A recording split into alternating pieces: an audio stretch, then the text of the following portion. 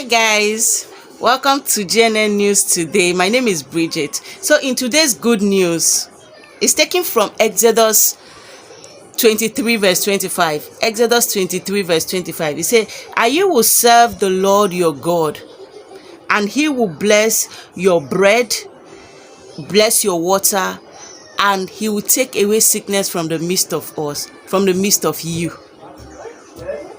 So this Bible verse is well loaded, because God will bless our bread. That means there is a divine provision of bread.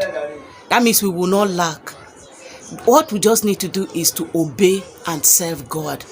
Obey and do his will and his purpose. That means there will be divine provision of bread, water, and there will not be sickness in our midst. He will take away sickness in our midst.